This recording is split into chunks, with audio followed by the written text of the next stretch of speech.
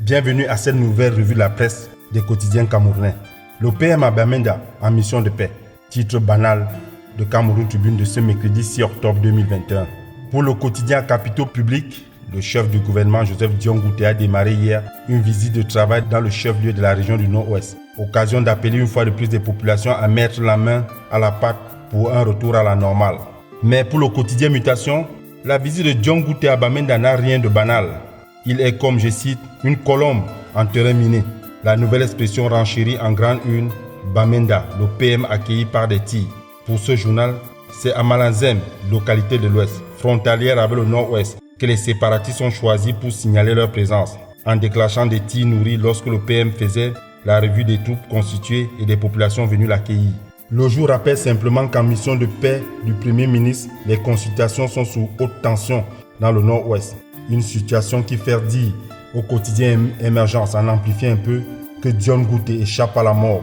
D'après ce journal, le Premier ministre et sa suite ont essuyé des tirs nourris alors qu'il entamait une mission dans la région du Nord-Ouest.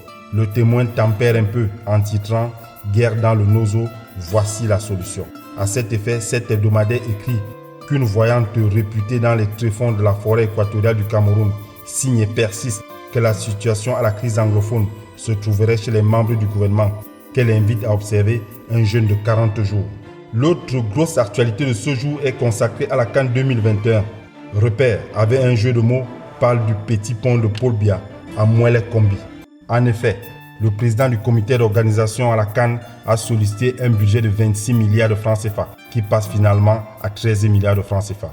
De plus, celui-ci sera géré non plus par le seul ministère des Sports, mais aussi par toutes les autres administrations sectorielles. Pour le jour, ce budget de la CAN 2021 de 13 milliards de francs CFA est à problème.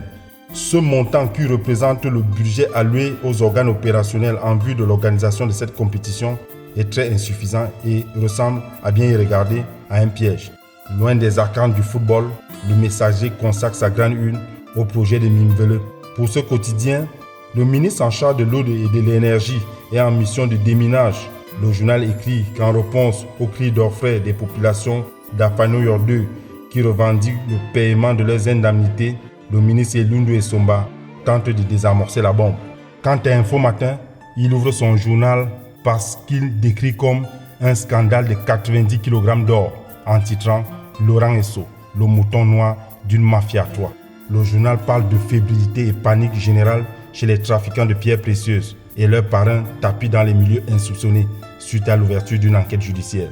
En seconde manchette de l'émergence, parlant des produits pharmaceutiques, ce quotidien précise que la contrebande et la contrefaçon dynamitent l'industrie locale. Pour terminer cette revue de presse, l'Action affiche en grande une « Tout est bien qui finit bien ». Pour le journal du RDPC, le renouvellement des bureaux des organes de base du parti au pouvoir s'est terminé la semaine dernière sous une note de satisfaction générale.